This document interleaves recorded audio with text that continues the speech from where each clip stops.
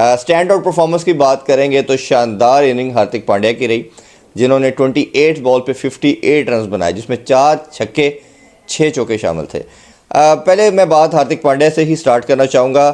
एक different class नज़र आते हैं। अगर आप टॉप नॉच ऑलराउंडर की दुनिया में बात करते हैं तो आपको शायद इस एक डेकेड के अंदर सबसे बेस्ट टॉप नॉच अगर कोई ऑलराउंडर नज़र आता है वो हार्दिक पांड्या है। पास में हमने देखा है अब्दुल रज़ाक को, जैक कैलिस को, शाहिद अफरीदी को, डिफरेंट थे ऑलराउंडर।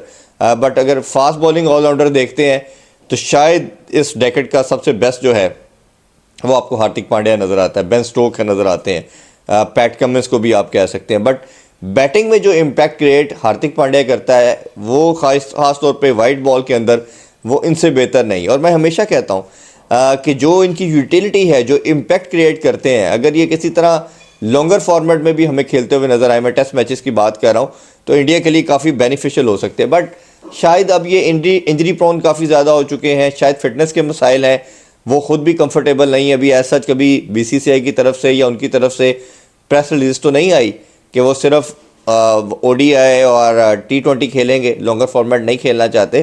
क्योंकि जो इंडिया स्ट्रगल कर रहा है टेस्ट मैचेस के अंदर, जब तक ये पार्ट थे टीम का, एक बड़ी खूबसूरत ये कम्बिनेशन पॉइंट प्रोवाइड करते थे, एक ब्रिज का रोल अदा करते थे बैटिंग और बॉलिंग के दरमियान।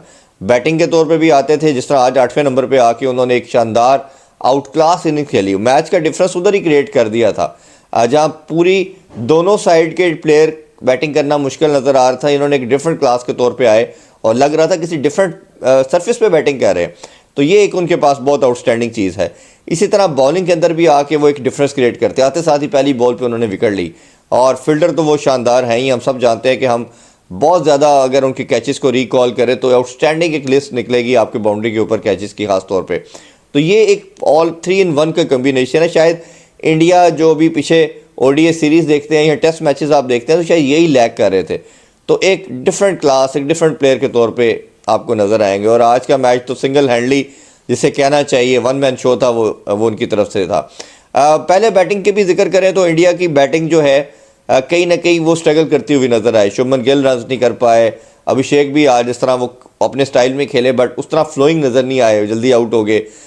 फिर ये क्वेश्चन भी कहीं आता है कि अगर जब इंडिया के पास इतना ज़्यादा टैलेंट है T20 के अंदर, जिसमें आप बात करेंगे ईशान किशन की कोई बात नहीं करता, वो करे, इवन श्रेयस अय्यर हो सकते हैं, फिर जसवाल जिस तरह की हिटिंग करते हैं वो भी लोग बात करते हैं, संजू सैमसन को कंप्रोमाइज़ किया गया किसी न किसी जगह पे क्योंकि शुभमन गिल को डालना था। शुभमन गिल दुनिया का one of the best player है इस टाइम पे, करंट एरा का। ख़ास तौर पे ओडीआई और टेस्ट में तो कोई कंपैरिजन नहीं है उनका।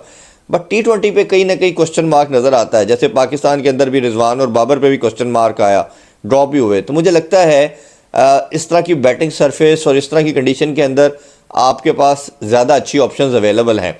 बट मुझे लगता है कि शायद 6-7 जितने भी बैटर हैं इंडिया के, सब अटैक करते हैं, वो कहीं टॉप से स्टेबिलिटी प्रोवाइड करने के लिहाज से इनको रखना चाहते हैं कि ये लेके चलें। अभी तक तो हमें वैसे उनकी तरफ से कोई ऐसी परफॉर्मेंस नज़र नहीं आई T20 के हवाले से देखें। तीसरे नंबर पे अब जब सूर्य कुमार यादव आते हैं तो ये बहुत ज़्यादा एक्सपोज होना शुरू हो चुके हैं। अगर इनकी आप शॉट्स की रेंज देखते हैं तो वो वन डायमेंशनल हैं। वो लेग साइड के ऊपर जो हिटिंग करने वाला सिलसिलाकार है, उसे फ्लिक कह लें, स्वीप कह लें, जो फास्ट बॉलर को भी मारते हैं वो, या पुल मारते हैं, ये वाली शॉट्स आपको बहुत ज़्यादा आता। स्कूप जो है वो खेलते हैं। जो ऑफ स्टंप की साइड पे कवर के ऊपर, पॉइंट के ऊपर शॉट्स हैं, हमने पास में देखी तो ज़रूर है बट रिसेंट पास में कुछ 6-8 मंथ के अंदर आपको दिखने को नहीं मिलेंगी। तो इसका मतलब है कि कहीं ना कहीं कोई बैरियर है, या मेंटल ब्लॉक है, या वो ज़्यादा डोमिनेट इस साइड पे करना चाहते हैं, कंफर्टेबल ज़्यादा है, कोई ना कोई तो प्रॉब्लम आई है। क्योंकि जिन्होंने उनकी पहले की इनिंग्स देखी और अभी की देखेंगे वो बड़ा आपको क्लियर एविडेंस नज़र आएगा। और दूसरा ये है कि अब 6-8 मंथ से आपको सक्सेस नहीं मिल रही, इसका मतलब यह है कि टीमें भी आपके ऊपर काम करके आती हैं, उनको मालूम है कि आपका वीकर जोन कौन सा है।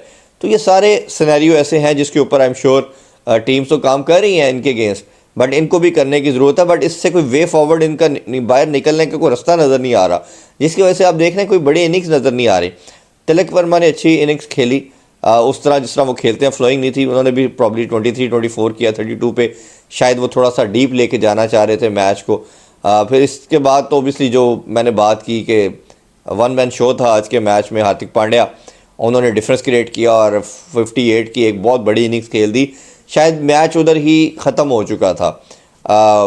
फिर उसके बाद जितेश ने साथ अच्छा फिनिश किया उनके साथ।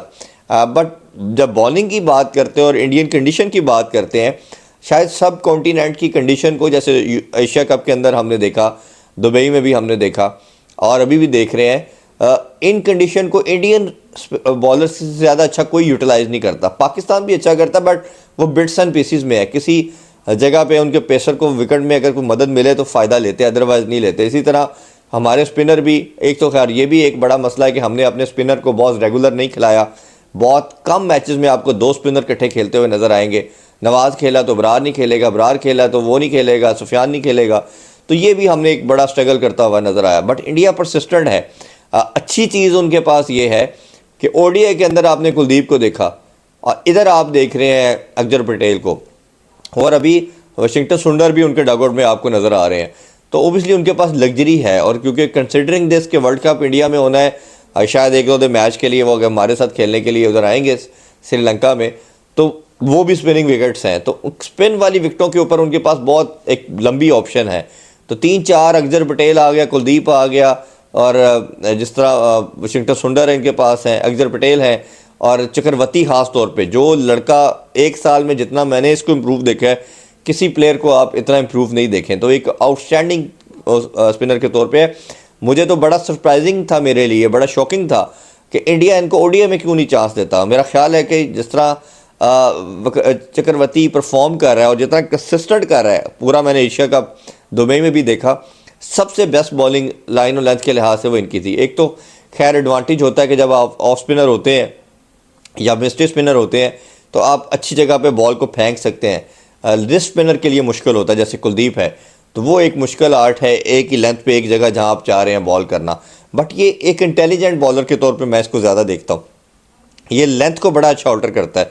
जिस तरह आपने देखा कि मार्को जॉनसन ने छक्का लगाया, साथ ही इन्होंने बॉल को थोड़ा आगे कर दिया, तो वो एक दिलेरी भी है और आपकी थॉट प्रोसेस भी नज़र आता है, उसमें एक समझ भी नज़र आती है। तो चक्रवर्ती तो मेरा ख्याल है कि आपका कोई भी और स्पिनर ना खेले ये आपकी बेस्ट चॉइस है। बाकी फिर आपके पास जो पेसर की बात कर लेते हैं, अर्शदीप जो है हमेशा न्यू बॉल से इनको आउट करके दे रहा है। आज भी उसने बड़ी शानदार बॉलिंग करके 2 टॉप से मैच, मेरा ख्याल है 1 साइडेड उसने भी कर दिया था, डिफरेंस डाल दिया था।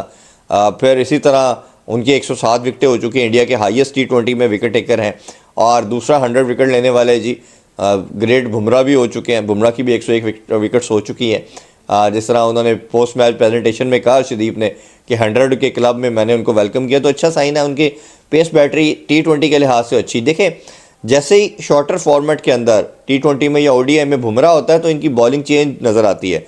बुमराह को माइनस करते हैं तो फिर अर्शदीप भी एवरेज नज़र आता है आपको, फिर आपको हर्षित राणा भी एवरेज नज़र आएगा, फिर इवन कृष्णा भी आपको हल्का नज़र आएगा।